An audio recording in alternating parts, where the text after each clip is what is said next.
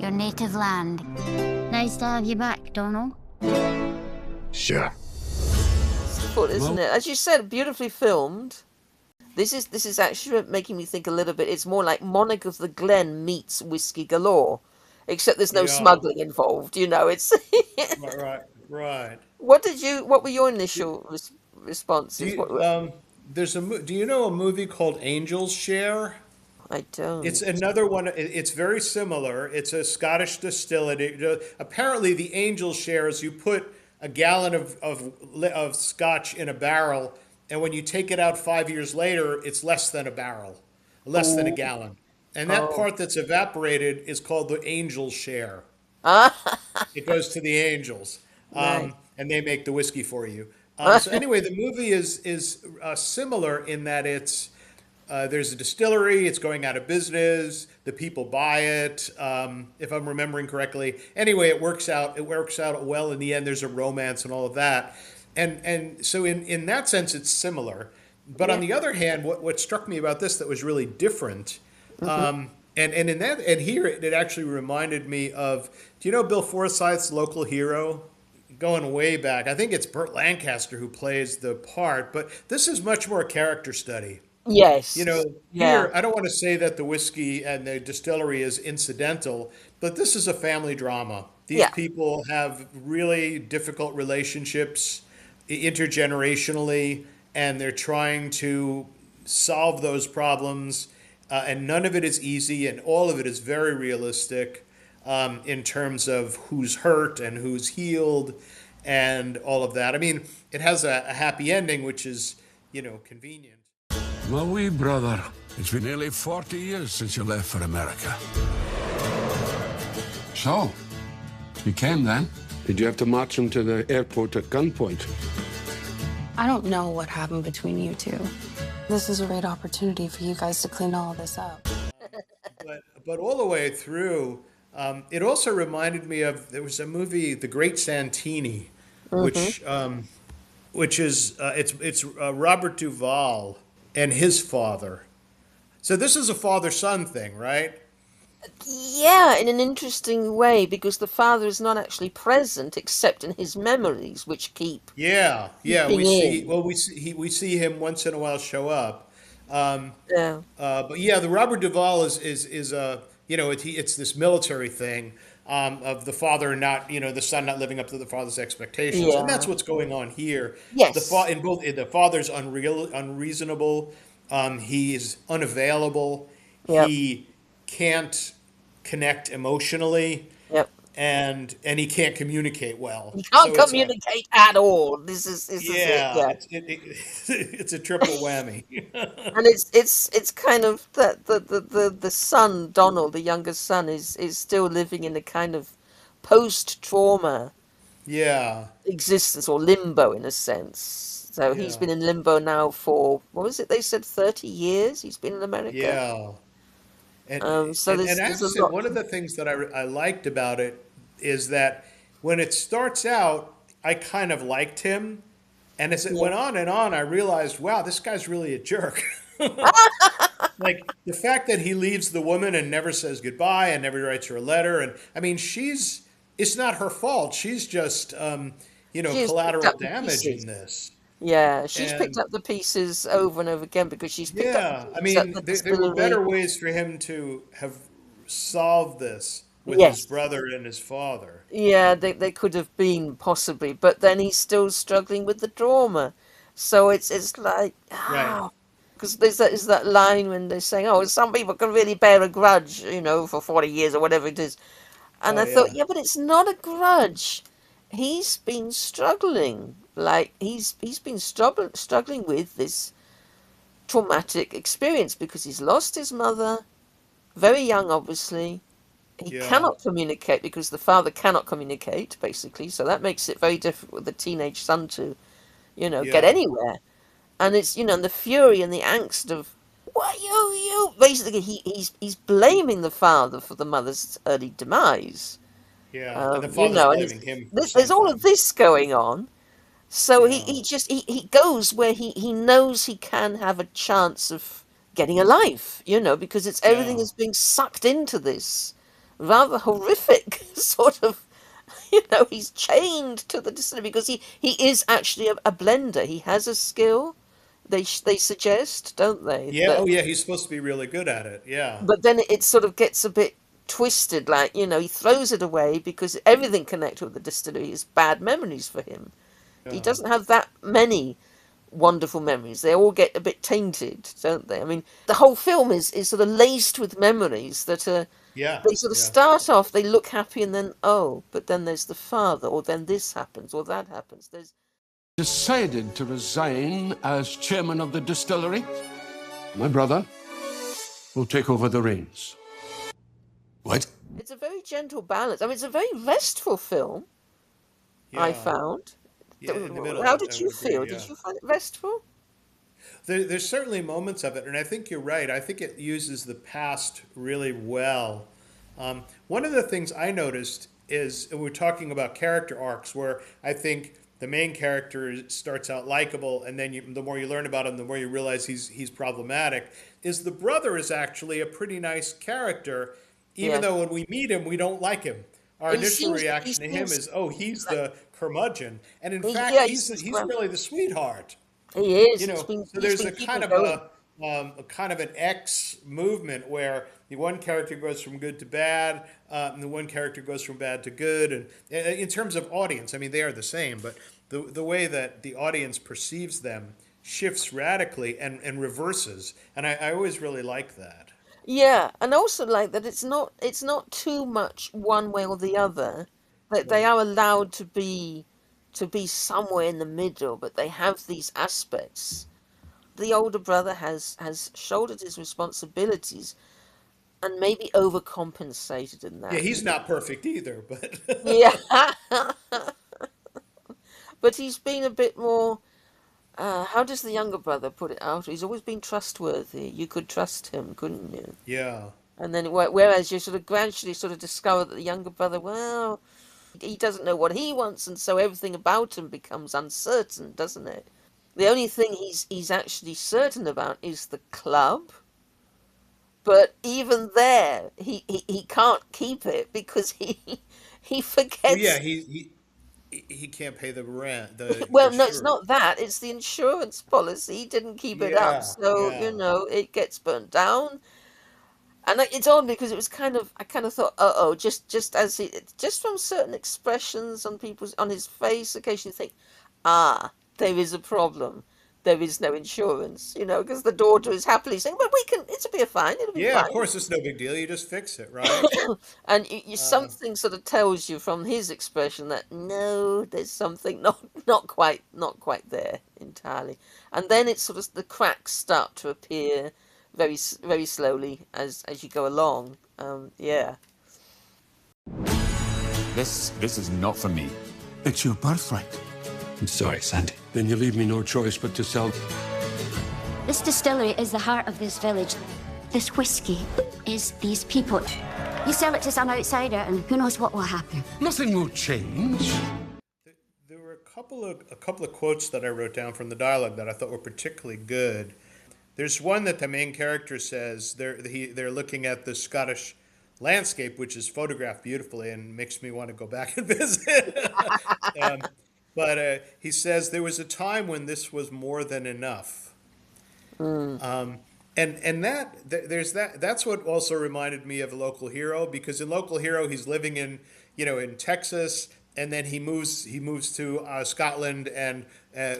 with and falls in love with this woman Yeah. and stays there. And here it's the same thing, right? Except that he is Scottish, but he leaves Chicago and reestablishes this relationship. So the idea here is there was a time when this was more than enough. And my question immediately was what happened, and of course that's what the movie is about. Yes, and they do very gradually unpack that. As you say, your perceptions begin to shift, and you start to realize, yeah, there's it's not everything is as it appears at He, first. he he also says, "I don't know where I belong," which I thought was kind of nice.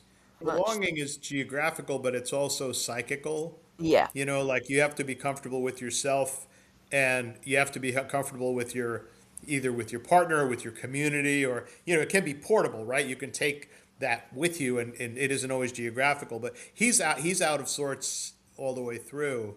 Yeah.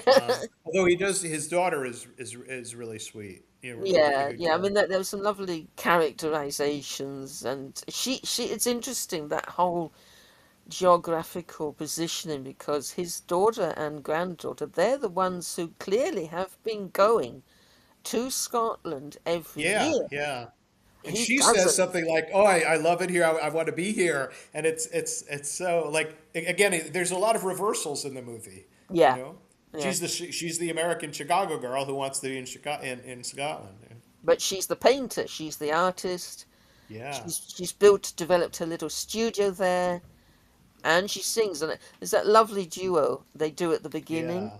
the blues singing. And there's a couple of Really pretty. nice songs. When he sings at the end, it's quite good. No, I mean there's a lots of there's musical moments in there too, and it's not overdone. It's just there. There's also a comment that he makes, and he says, "I'm a liability," and the response, and I'm not the the woman who ends up taking over at the end says to him, "We all make mistakes." Well, maybe it's the brothers. Anyway, the line is, "We all make mistakes. It's how we handle them that counts." Yeah, exactly. And Yeah. I thought that was true because in some ways that's what this whole movie is about. Almost all of these people, all of the adults, have made mistakes. The Mm. father, the brothers, and they now need to solve the problems that they themselves have created. And there's a lot of innocent people who've been hurt by this. The daughter, the girlfriend, and they have to heal that in some way. Even the whole village because it's so dependent on the distillery. Yeah. Everything will bloody change.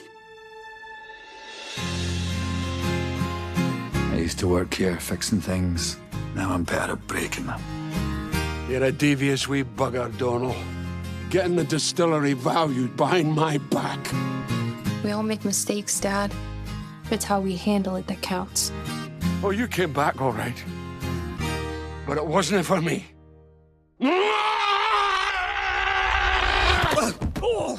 Too old for this! Sensible. This was described as a love letter to Scotland because there's, as you say, beautiful filming.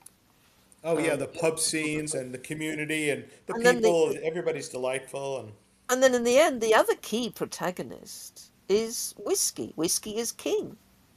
yeah, yeah, A lot of it is, it's not just about the distillery, but it's the power that whiskey has as the kind of new gold, the liquid yeah, gold. So that plays in at the end, especially. But it's also very much, it's running through the whole film about who they are. They're the blenders, the distillers, how the yeah, power gets shifted around, who becomes the master distiller in the end, and that kind of there's that playing into it. yeah. And I have to say, one thing that struck me is that there's a lot of drinking in the movie, but Is there's very little drunkenness. You can tell that what they're drinking is so incredibly wonderful that you taste it. You treat it with And respect. yeah, and I thought that was It's a noticeable. nice, yeah, that is a nice key point. It's kind of a Highland fairy tale, Yeah, I yeah. thought. It has a feel of a retelling of legends. Yeah, no, I think that's probably true. The son goes away, has adventures, comes back. Oh yeah, I mean it's a hero's journey, isn't it? Yeah. But the Obstacles. woman that he comes back, is the one that kind of heals everything. That solves the problem, right? I mean, in the Kind of. terms emotionally, I don't mean plot wise, but I mean she's the one who by yelling at him, he figures it out. It's like, okay, look, I've really like the breakthrough emotional moment for him is his confrontation with her. And also, interestingly, she has been holding a lot of it together because she Yeah. has been the sort of aide de camp, the right-hand man of or woman of the older brother for running the actual distillery. So, I mean, she's very important in that sense. Yeah. That like a support system. Yeah. The movie isn't exactly clear. The motorcycle has been repaired, Yeah. and I can't tell if it's the brother and or her who have done this. I thought it was the older brother. Yeah, me too. And see, that's there. I think again, his complexity. That's a really nice thing to do. It kind In of some it ways, he knows underlines. his brother better than his brother knows himself. Yeah, it His sort of his younger it brother. emphasizes the longing, that brother, where Yeah, art thou? Come yeah, back, come back. There's a kind of yeah. mournful little note there, I think. There is a comment that's made either it's about the father, and I don't know if the father says it or if it's in a conversation about him. But the kind of line is that there's duty, and then following your duty leads to your fate, and then fate leads to your duty. So there's this circular thing, and if you look at because isn't it on the father's tombstone? It says something like he did his duty. Duty was his life. Yeah, see, and that's a really interesting kind of issue of like, what are our responsibilities to the community, to ourselves, and are there ways that we use duty in a narrow sense that becomes self-defeating for emotional happiness and social happiness in the Yeah, broader sense? yeah. And is duty sometimes used as an excuse for not doing Yeah, other things, yeah, which are equally yeah, important? Yeah. No, it's the older brother who is talking about. Yeah. And yeah, they do come to a kind of agreement that maybe he should have done something else with his life. yeah. Sort of not miss out on other things as well. It's And a then lot of blame other people for your own decision. Like, I didn't yeah, do this, or I did or didn't do this, and it made me unhappy, and it's your fault. yeah. I did it for you. I did it for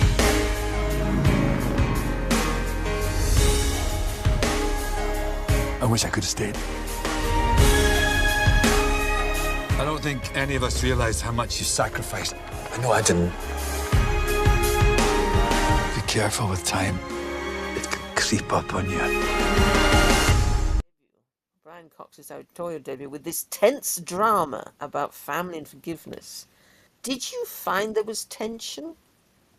You know what? It's kind of interesting. What it reminded me of, is it Osborne, the Angry Young Men?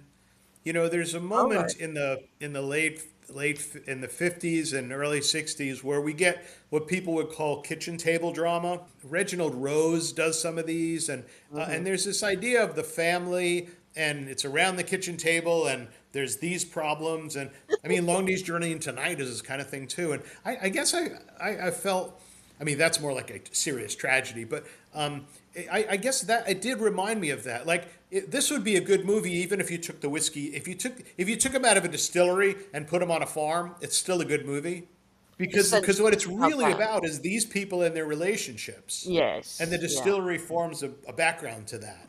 And Yeah. I say that as a strength. I think that's you know. It's really quite strong dramatically, and the performances are really good. The Yes. acting is kind of all the way through. It's consistently quite good. The music, there's some nice music, nice scoring, cinematography's great, and I like the fact that it's set where it is. But this is a family story, and this is a character study, Yeah. Yeah. and Yeah. I there's some saw. tense moments with him, like his father throwing him out. Um, Yeah. yeah, Yeah. the I think. unresolved tension of him and his girlfriend early on, which they're both like hand grenades waiting to go off, and they don't until later. I've missed you, Donal. Your family. I Yeah, like the yeah. review from the Hollywood Reporter, I think, which gives a very, very fair coverage of it. Oh, okay. I used to work for them Oh, years and years wow. ago. Yeah, I was their labor reporter, which is crazy. Oh, great. What did they say? Set in his native Scotland and lovingly photographed, the film tantalizes, even without a terribly original story. Family conflicts ripple and get fairly predictably resolved, but the cast gallops right past the cliches. Yeah, yeah. I mean, I think that's true. I don't know that it's as. I mean, it's a family story, so there's only so many permutations There's that have a started with limit. the Greeks. There's really not much you can They do about told it. it all. We've been using the same Yeah, stories ever since. Then they said the outcome of that long-simmering family quarrel was never really in much doubt, but there are still a few neat surprises involving a couple of rare bottles of whiskey and the fate of two family businesses. Yeah, I thought it was more original than that. Yeah, yeah. In What part I like because, is they make a nice praise of Brian Cox. It's a pleasure to see him at home in the Highlands, and as a director, he's predictably generous with his fellow actors. yeah, I guess, you know, one of the things that struck me was the intensity of the brothers' reaction and the conflict with the father, what they're fighting about, and the intensity of their feelings to me seemed kind of new. It was different. It wasn't, you know, like you think about what kids and parents fight about. This really wasn't that. You know, this was, on the one hand, it was about, I don't want you, I believe in pure liquor. You know, Scotch should be single blend, and you're saying it should be blended, and so there's that. Yeah. But that isn't really what it's all about. It's, you know, the father is obsessed with devoting himself to the things, and the son is saying, I'll do that, but I want something else. And I thought that was more complex than just, you know, the typical, you're going out with Sally and I don't like her. Well, in my house, you know, these are my rules. And it felt different than that. I mean, he never comes across as sympathetic, the father, but he's more sympathetic there than in other places. As you say, it does make it different. It makes it new and interesting, that one.